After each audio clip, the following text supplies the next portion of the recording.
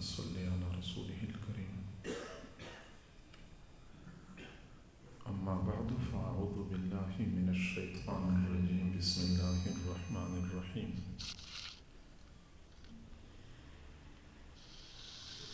يا أيها الذين آمنوا اذكروا الله ذكرا كثيرا وسبحوه بكرة وأصيلا صدق الله العظيم وبلغنا رسوله النبي الكريم ونحن على ذلك لمن الشاهدين والشاكرين والحمد لله رب العالمين اللهم صل على سيدنا محمد وعلى آل سيدنا محمد وبارك وسلم.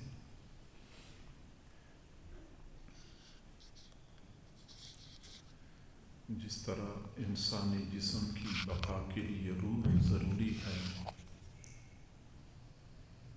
بالکل اسی طرح اس کائنات کی بقا کے لیے اللہ کی یاد ضروری ہے۔ اس کائنات میں جب تک اللہ کو یاد کیا جاتا رہے گا یہ نظام چلتا رہے گا، اور جس دن اس کائنات میں اللہ کا ذکر ختم ہو گیا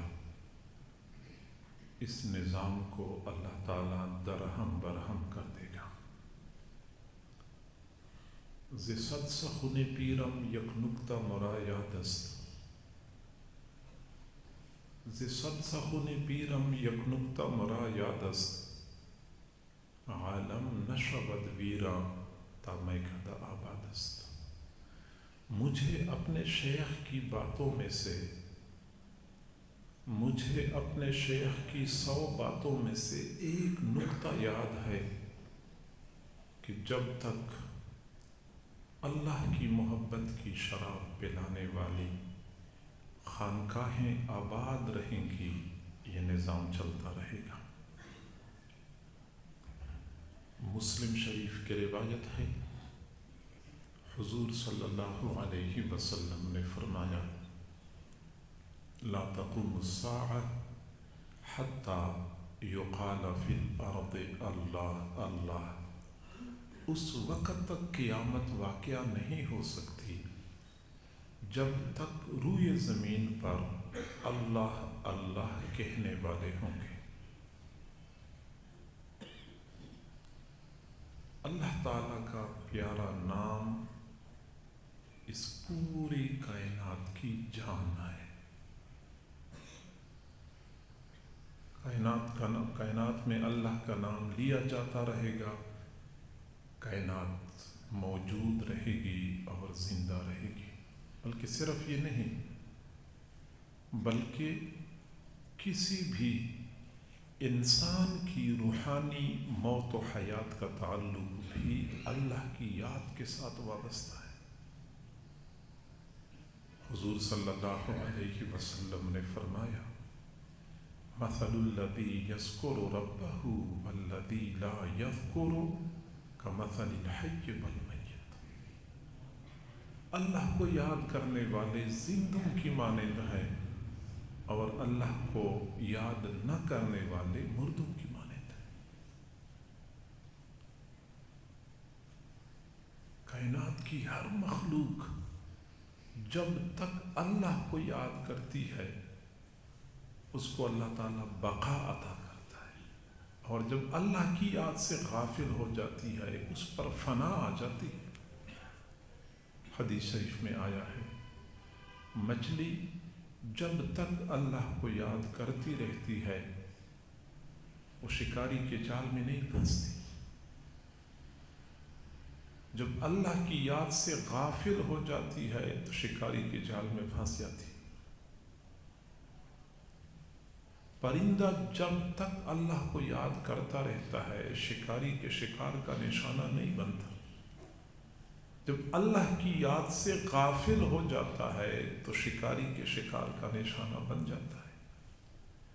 پانی جب تک چل رہا ہوتا ہے یہ اللہ کو یاد کرتا ہے، یہ کبھی بدبودار نہیں ہوتا۔ ایک جگہ پہ کھڑا ہو جاتا ہے، اللہ کی یاد سے غافل ہو جاتا ہے، یہ گندا اور بدبودار بن جاتا ہے۔ اللہ کی یاد یہ کائنات کی بقا کا ذریعہ ہے، ہر مخلوق کی حیات کا ذریعہ ہے۔ بلکہ میں اگلی بات کروں کہ ہم جو بھی نیک اعمال کرتے ہیں، ہمارے تمام اعمال کی جان اللہ کی یاد ہے۔ نماز میں جب تک اللہ کو یاد کیا جاتا رہے گا یہ نماز جاندار رہے گی، ورنہ نماز بھی بے جان۔ روزے کے دوران اگر بندہ غافل ہے تو روزہ بے جان۔ حج کے دوران بندہ غافل ہے تو حج میں بھی جان نہیں ہوگی، حج بھی بے جان اور کھوکھلا ہوگا۔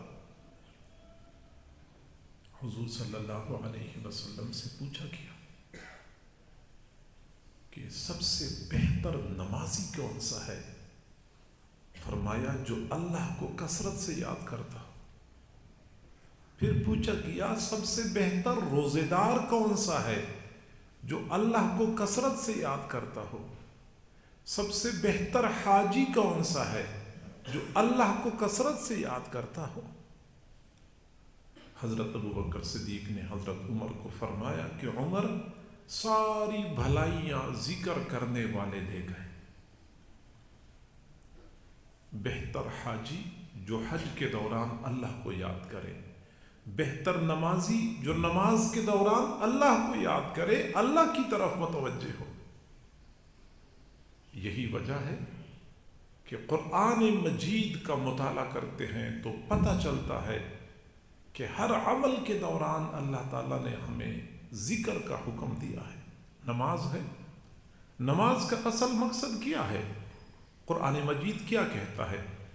ذکر اسم ربہ فصلی، کہ اس بندے نے پہلے اللہ کا نام لیا پھر نماز پڑھی، یعنی نماز سے پہلے اللہ کا ذکر ضروری ہے۔ اچھا نماز کے دوران کیا کرنا چاہیے؟ فرمایا اقم الصلاۃ لذکری، نماز میری یاد کے لیے قائم کرو۔ گویا کہ نماز کا اصل مقصد ہی یہی ہے کہ بندہ 24 گھنٹے میں 5 مرتبہ پوری دنیا سے ہٹ کھٹ کے تھوڑی دیر کے لیے اللہ کی طرف متوجہ ہو جائے۔ تو اقم الصلاۃ لذکری، نماز میری یاد کے لیے قائم کرو۔ اچھا نماز کے بعد کیا کرنا چاہیے؟ فرمایا اذا قضیتم الصلاۃ فاذکروا اللہ قیاما وقعودا وعلی جنوبکم، جب تم نماز سے فارغ ہو جاؤ تو اللہ کو یاد کیا کرو، کھڑے ہونے کی حالت میں، بیٹھنے کی حالت میں، لیٹنے کی حالت میں۔ نماز سے پہلے اللہ کو یاد کرنا، نماز کے دوران بھی اللہ کو یاد کرنا، اور نماز کے بعد بھی اللہ کو یاد کرنا ہوتا ہے۔ ہم حج پہ جاتے ہیں، حج کا مقصد کیا ہوتا ہے؟ زندگی میں چند دن تو ایسی گزارنا نصیب ہو جائے نا، پوری زندگی تو نہیں، چند دن تو ایسے نصیب ہو جائیں کہ نہ بندے کے دل و دماغ میں کاروبار کی بات ہو، نہ اہل و عیال کی بات ہو، نہ دوست احباب کی بات ہو، نہ شادی غمی کی بات ہو، یہاں تک کہ اپنے آپ سے بندہ بے خبر ہو جاتا ہے۔ بال بکھرے ہوئے، ناخن بڑے ہوئے، جسم سے پسینے کی بو آ رہی ہے، زیب و زینت کا لباس ترک کر کے صرف 2 چادروں میں بندہ ملبوس ہو جاتا ہے۔ چند دن تو بندے کو زندگی میں ایسے نصیب ہو جائے نا جس میں بندے اور رب کے درمیان کوئی چیز حائل نہ ہو، نہ کاروبار حائل ہو، نہ اہل و عیال حائل ہو، نہ بندے کے اپنے زیب و زینت درمیان میں حائل ہو۔ یہ چند دن، اس لیے فرمایا اذکروا اللہ فی ایام معدودات، یہ جو حج کے چند دن ہیں ان میں اللہ کو یاد کیا کرو۔ اور حج کا آغاز کہاں سے ہے؟ ذکر سے ہے، لبیک اللہم لبیک، ذکر۔ حج کے دوران کیا کرے؟ فرمایا اذا افضتم من عرفات فاذکروا اللہ، جب تم عرفات سے چل پڑو مزدلفہ کی طرف تو اللہ کو یاد کیا کرو۔ اچھا جب ہم حج سے فارغ ہو جائیں تو پھر کیا کریں؟ اذا قضیتم مناسککم فاذکروا اللہ، جب حج کے مناسک سے فارغ ہو گئے تو پھر اللہ کو یاد کرو۔ حج سے پہلے اللہ کو یاد کرو، حج کے دوران اللہ کو یاد کرو، حج کے بعد اللہ کو یاد کرو۔ ہم جمعہ پڑھتے ہیں، جمعہ کیوں پڑھتے ہیں؟ جمعے کا اصل مقصد کیا ہے؟ فقط اجتماعیت ظاہر کرنی ہے، فقط بیان سننا ہے؟ نہیں، قرآن کیا کہتا ہے؟ اذا نودی للصلاة من یوم الجمعہ، جب جمعے کے دن آذان ہو جائے فاسعوا الی ذکر اللہ، اللہ کی یاد کی طرف دوڑو۔ جمعے کا تو اصل مقصد یہ ہے کہ اللہ کو یاد کیا جائے۔ اچھا جب ہم جمعے کی نماز سے فارغ ہو گئے تو اب کیا کریں؟ فرمایا کہ اذا قضیت الصلاۃ فانتشروا فی الارض وابتغوا من فضل اللہ واذکروا اللہ کثیرا۔ وہ جمعے کی نماز سے فارغ ہو جاؤ، دنیا میں پھیل جاؤ، لیکن اللہ کو کثرت سے یاد کرو۔ تو جمعے سے پہلے اللہ کو یاد کرو۔ جمعے کا اصل مقصد اللہ کی یاد ہے، جمعے کے بعد بھی اللہ کو یاد کرو۔ ہم دین کی دعوت کا کام کرتے ہیں، کسی کو اللہ کی طرف بلانا ہو، کسی کو اللہ کی طرف متوجہ کرنا ہو، ضروری ہے کہ داعی، دعوت دینے والے کا خود اللہ کے ساتھ مضبوط رابطہ ہو۔ اس کا مضبوط رابطہ ہوگا تو کسی اور کو اللہ کی طرف متوجہ کر سکے گا۔ وہ جس داعی کا اپنا اللہ کے ساتھ تعلق نہیں ہوتا، وہ کسی اور کو کیسے اللہ کے ساتھ جوڑے گا؟ دعوت دینے والے کا ذکر کثیر کا اہتمام ضروری ہے۔ یہ ہمارے ہاں جماعت کے احباب کام کرتے ہیں، کچھ کو گشت کے لیے بھیج دیتے ہیں، کچھ کو ذکر کے لیے بیٹھا دیتے ہیں۔ حضرت موسیٰ علیہ السلام، حضرت ہارون علیہ السلام کو اللہ تعالیٰ نے بھیجا فرعون کے پاس کہ فرعون کو دین کی دعوت دو۔ فرمایا فَقُولَا لَهُ قَوْلًا لَيِّنًا، فرعون کے ساتھ نرمی سے بات کرنی ہے۔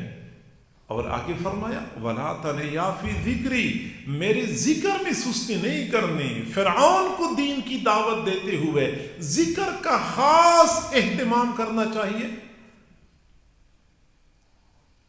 اب جب ہم نے مخاطب کو دعوت دی لیکن اس نے ہماری دعوت کو قبول نہیں کیا، اس کو ہماری بات سمجھ نہ آئی، تو پھر اس کو سمجھانے کے لیے دوسرا انداز اختیار کرنا پڑتا ہے کہ چلو اس طرح نہیں تو پھر اس طرح۔ پھر جب ہم دوسرے انداز سے اس کو سمجھاتے ہیں تو اس وقت ہمیں کیا کرنا چاہیے؟ اللہ تعالیٰ نے فرمایا اذا لقیتم فئۃ فاثبتوا واذکروا اللہ کثیرا، جب تمہارا دشمن کے ساتھ آمنا سامنا ہو، ابھی تم مورچہ زن ہو، ابھی معرکہ شروع ہونے والا ہے، جب معرکہ شروع ہو رہا ہے تو تمہیں کیا کرنا چاہیے؟ فاثبتوا، تم ڈٹ جاؤ، واذکروا اللہ کثیرا، اللہ کو کثرت سے یاد کرو۔ تو گویا کہ اس دوران بھی اللہ کو کثرت سے یاد کرنا ہوتا ہے۔ اچھا ہم نے یہ معرکہ سر کر لیا، ہم نے دشمن پر فتح حاصل کر لی، ہم غالب ہو گئے، اب کیا کرنا چاہیے؟ فرمایا فَإِذَا أَمِنْتُمْ فَاذْكُرُوا اللَّهَ، جب امن قائم ہو گیا، تم لوگوں نے فتح حاصل کر لی تو تم اللہ کو کثرت سے یاد کرو۔ وہ جو دعوت نقطۂ آغاز تھا، اللہ کو یاد کرو، انداز بدل گیا، دعوت سے جہاد کی طرف سلسلہ بن گیا تو اللہ کو کثرت سے یاد کرو۔ جہاد بھی ختم ہو گیا، امن قائم ہو گیا، اب کیا کرے گے؟ کہ اللہ کو کثرت سے یاد کرو۔ وہ کون سا لمحہ ہے جس میں ذکر کا ہمیں حکم نہیں دیا گیا؟ کثرت سے اللہ کو یاد کرو۔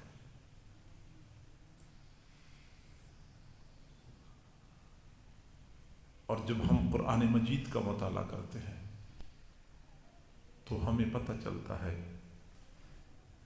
کہ ذکر کے حوالے سے لوگوں کے 4 طبقات ہیں، 4 قسم کے لوگ پائے جاتے ہیں۔ پہلا طبقہ ان لوگوں کا ہے جس کو کہتے ہیں عدیم الذکر، جو ذکر کرتے نہیں ہیں، غافل لوگ، زندگی غفلت میں گزرتی ہے۔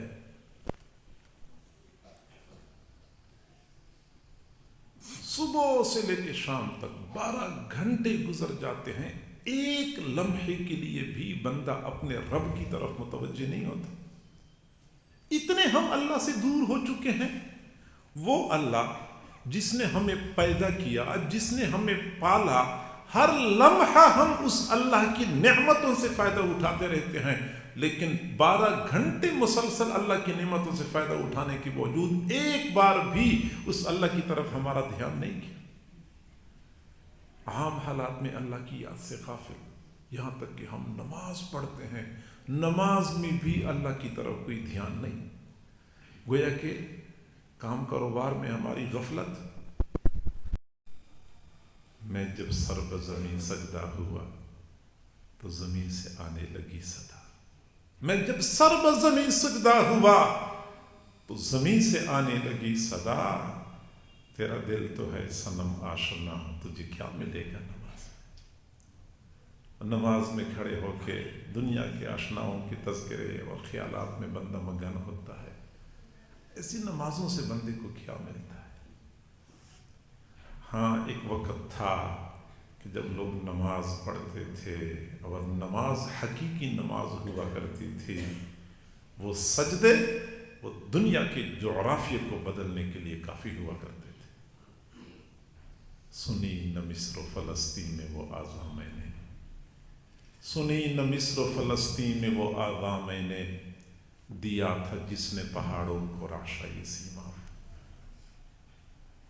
سیماب کہتے پارے کو، پارا ہر وقت متحرک ہوتا ہے، وائبریشن کی کیفیت میں ہوتا ہے، اور جب آذان کی آواز آتی تھی تو پہاڑ پارے کی طرح کانپنا شروع ہو جاتے تھے۔ سنی نہ مصر و فلسطین میں وہ آذان میں نے، دیا تھا جس نے پہاڑوں کو راشائی سیماب۔ وہ سجدہ روح زمین جس سے کانپ جاتی تھی، اسی کو آج ترستے ہیں منبر و محراب۔ آج منبر و محراب ترستے ہیں، کوئی ایسا سجدہ کرنے والا تو ہو۔ بزمین چو سجدہ کردم ز زمین دا برآید، بزمین چو سجدہ کردم ز زمین دا برآید، تو مرا خراب کر دی چو بسجدہ ریائی۔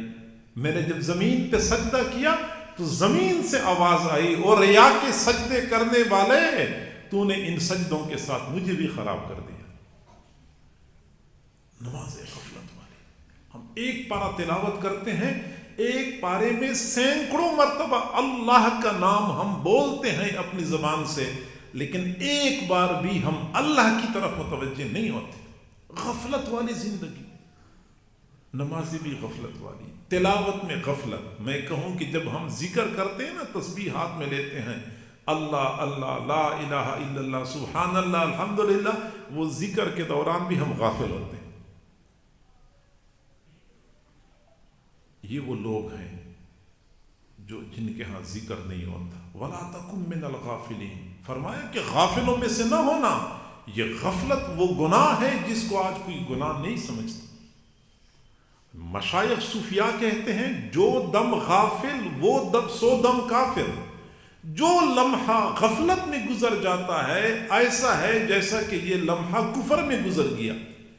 یعنی غفلت کی وجہ سے بندہ گناہوں میں پڑ جاتا ہے، اور گناہ کی بدولت بندہ کفر تک پہنچ جاتا ہے۔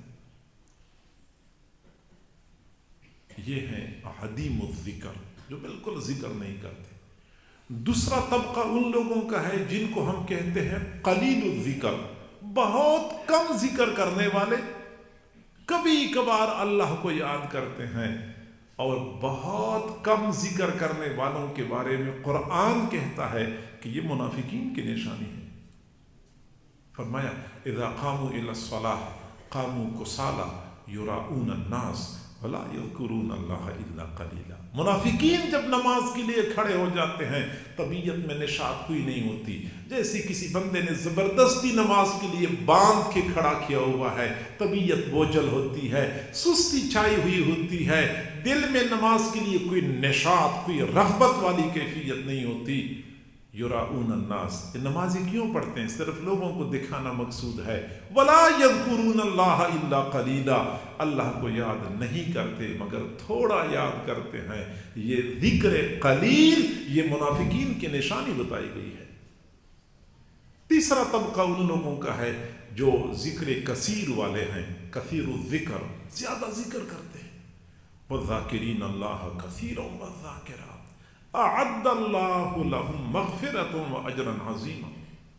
अल्लाह को कसरत से याद करने वाले मर्द, अल्लाह को कसरत से याद करने वाली औरतें, इनके लिए अल्लाह ने मग़फ़िरत का इंतज़ाम किया हुआ है, अजर अज़ीम का इंतज़ाम किया हुआ है। ज़िक्र कसीर वाले, और यही अल्लाह ताला ने हमसे मुतालबा किया है, या अय्युहल्लज़ीना आमनु ज़्कुरुल्लाह ज़िक्रन कसीरा। ऐ ईमान वालो, तुम अल्लाह को याद करो, कसरत से याद करो, कसरत से याद किया करो। और चौथा तबका उन लोगों का है जिनको हम कहते हैं दाइमुज़ ज़िक्र, जो हमेशा के लिए अल्लाह को याद करते हैं, हर लम्हा अल्लाह को याद करते हैं। हज़रत आयशा सिद्दीक़ा रज़ियल्लाहु ताला अन्हा ने फरमाया, कान नबी सल्लल्लाहु अलैहि वसल्लम यज़कुरुल्लाह फ़ी कुल्लि अहयानिही। हुज़ूर सल्लल्लाहु अलैहि वसल्लम हर लम्हा अल्लाह को याद करते थे, हर लम्हा अल्लाह को याद करते थे। जी हाँ, कुछ ऐसे हजरात होते हैं जो हर लम्हा अल्लाह को याद करते हैं। आपके जहन में सवाल पैदा होगा कि कई मर्तबा बंदा जिक्र के लिए फारिग ही नहीं होता। जब बंदा खाना पीना कर रहा होता है उस वक़्त अल्लाह को कैसे याद करेगा? बंदा बैतुल खला में है तो अल्लाह को कैसे याद करेगा? बंदा बाज़ार में ख़रीद व फ़रोख्त कर रहा है उस वक़्त अल्लाह को कैसे याद करेगा? उस वक़्त तो अल्लाह को याद किया ही नहीं जा सकता। तो जवाब ये है कि जी हाँ, जो लोग ज़बान से अल्लाह को याद करते हैं उनका जिक्र महदूद होता है। कभी वो जिक्र करते हैं, कभी वो जिक्र के लिए फारिग नहीं होते। लेकिन एक तबका उन लोगों का है जो दिल से अल्लाह को याद करते हैं, और जो लोग दिल से अल्लाह को याद करते हैं फिर वो उनका जिक्र कभी रुकता नहीं है। वो खा पी रहे होते हैं, दिल अल्लाह को याद कर रहा होता है। वो लोगों से बातें कर रहे होते हैं, दिल अल्लाह को याद कर रहा होता है। हजरत सहाबा किराम के बारे में अल्लाह ताला ने यही बात फरमाई थी, रिजालुन रिजालुन, मेरे महबूब के सहाबा मर्द हैं, मर्द, ला तुल्हीहिम तिजारतुन वला बैउन अन ज़िक्रिल्लाह। तिजारत, खरीद व फरोख्त इनको अल्लाह की याद से गाफिल नहीं कर सकती। तिजारत के दौरान भी अल्लाह की याद, खरीद व फरोख्त के दौरान भी अल्लाह की याद। जी हाँ, दिल अल्लाह को याद करता है, दिल अल्लाह को याद करता है, ज़बान अल्लाह को याद करती है, दिल भी अल्लाह को याद करता है। हज़रत मौलाना अशरफ अली थानवी रहमतुल्लाह अलैह से किसी ने कहा कि हज़रत ये दिल अल्लाह का जिक्र कैसे करता है जबकि दिल की तो ज़बान भी नहीं होती? तो हज़रत ने फरमाया कि फिर ज़बान अल्लाह को कैसे याद करती है जबकि ज़बान की भी तो कोई ज़बान नहीं होती? तो ज़बान भी तो गोश्त का एक लोतड़ा है।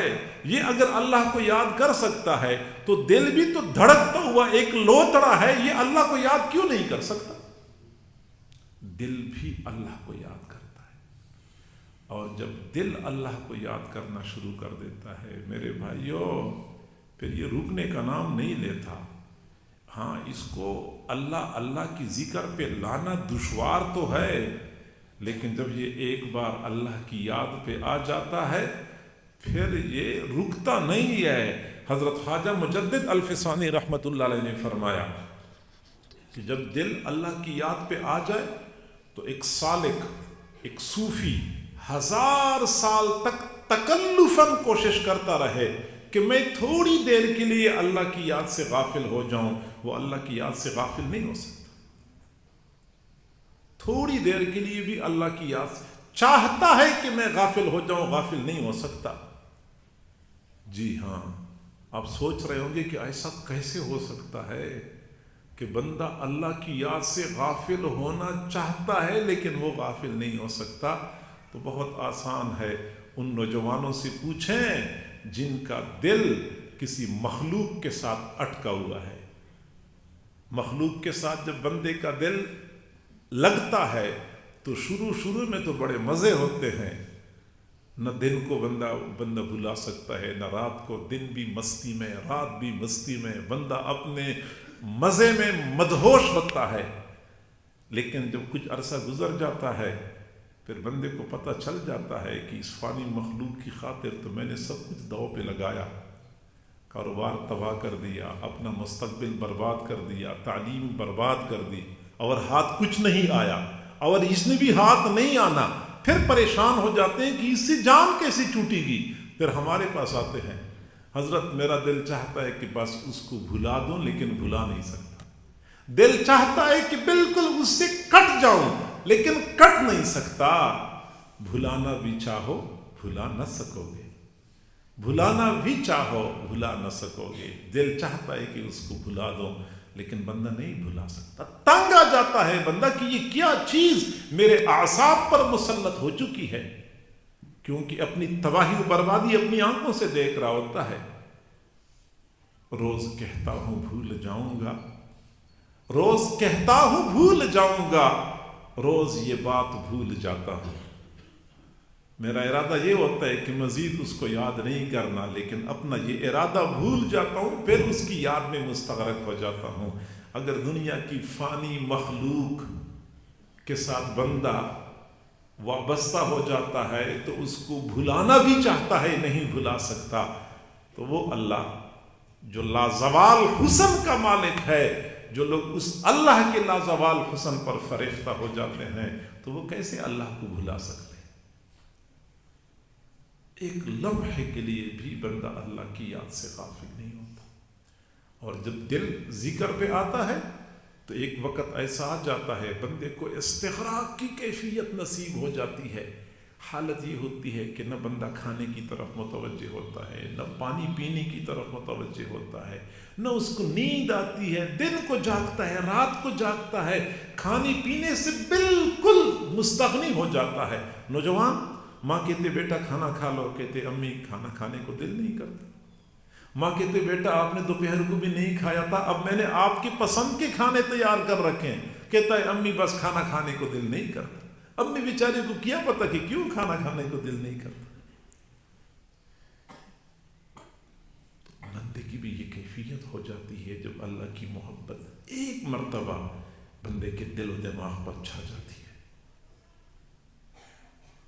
پھر جب مسلسل بندہ بے آرام ہوتا ہے، نہ دن کو نیند آتی ہے، نہ رات کو نیند آتی ہے، کھانے پینے کی طرف التفات نہیں ہوتا، پھر جسم کمزور ہو جاتا ہے۔ جسم کو تو غذا چاہیے، غذا نہیں ملتی، آرام نہیں ملتا، جسم مضمحل ہو جاتا ہے، عبادت بندہ نہیں کر سکتا۔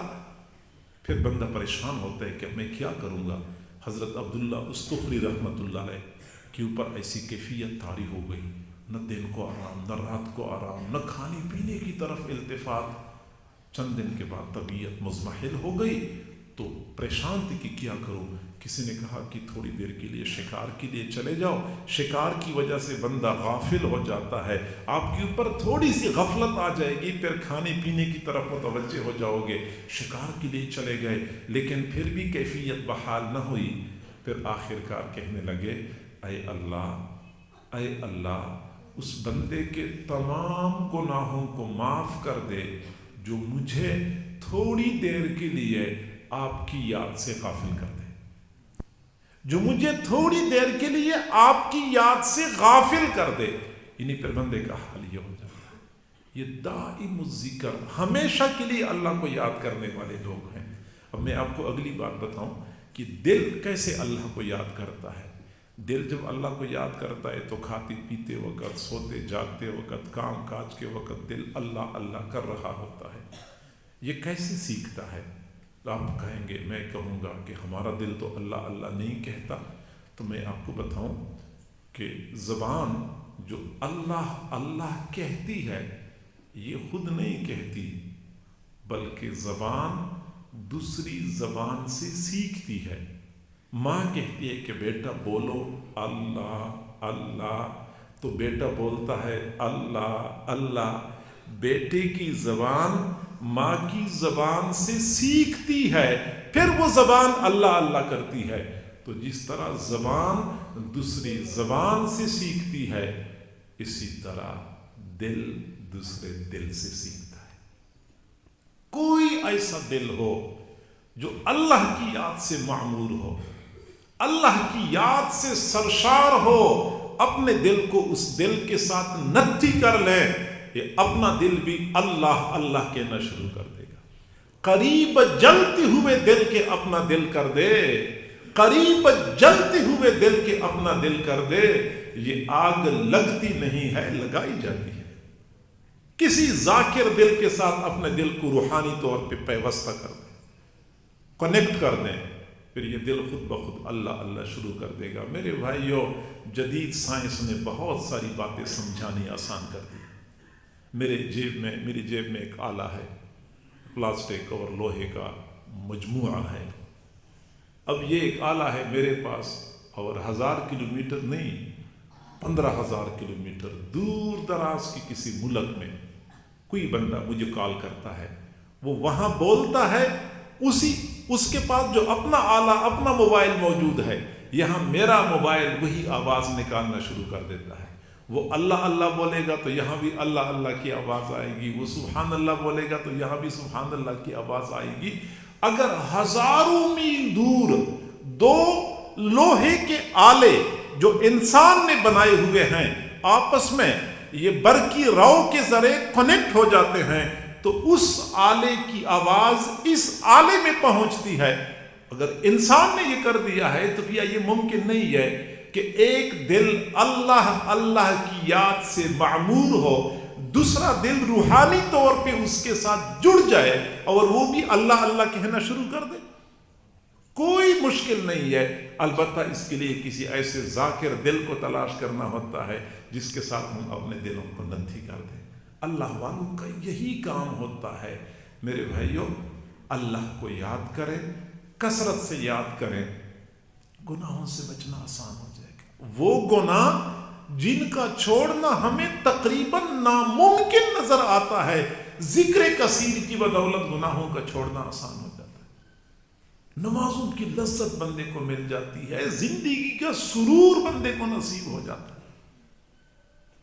और इसी जिक्र को सीखने के लिए फिर अल्लाह वालों के पास जाना पड़ता है, उनके साथ ताल्लुक जोड़ना पड़ता है, फिर ये दिल अल्लाह की याद पे आ जाता है। मशाइख सूफिया ये कहते हैं कि जिस तरह परिंदे को उड़ने के लिए 2 पर चाहिए होते हैं, परिंदे को उड़ने के लिए 2 पर चाहिए होते हैं, और उन 2 परों के साथ परिंदा परवाज करता है। दोनों पर सही सलामत हों तो परवाज बुलंद से बुलंदतर होती है। ऐसी ही जो सूफी, जो सालिक रूहानी परवाज करना चाहता है, उसकी भी 2 पर होते हैं। एक इत्तिबाई सुन्नत, दूसरा कसरत जिक्र। इत्तिबाई सुन्नत, एक एक सुन्नत पे मरने मिटने वाले बन जाएं, दूसरा कसरत से अल्लाह को याद करें। जब ये दोनों पर सही सलामत हो तो फिर सालिक रूहानी परवाज करता है, फिर बुलंद से बुलंदतर होता जाता है। दुनिया देखती रह जाती है और सालिक ऊपर को चला जाता है। जिक्र की कसरत जरूरी है। गफलत से छुटकारा पाएं। मेरे भाइयों, गफलत वो गुनाह है जिसको आज कोई गुनाह नहीं समझता। शुरू में बंदे के लिए दिल को अल्लाह की याद पे लाना दुश्वार होता है, लेकिन फिर एक वक्त आ जाता है कि फिर बंदा भुलाना भी चाहता है तो नहीं भुला सकता। अल्लाह ताला हम सबको समझने और अमल करने की तौफीक अता फरमाए। व आखिर दावाना अनिल हम्दुलिल्लाहि रब्बिल आलमीन। हम दुआ करते हैं, लेकिन दुआ से पहले थोड़ी देर के लिए मुराकबा कर लेते हैं। मुराकबा वही दिल में अल्लाह को याद करने का नाम है। अपनी आंखों को बंद कर लें, अपने सरों को झुका लें। ये तसव्वुर करें कि अल्लाह ताला की तरफ से अनवार आ रहे हैं, मेरे दिल में समा रहे हैं, और मेरा दिल खुशी की हालत में कह रहा है अल्लाह अल्लाह अल्लाह।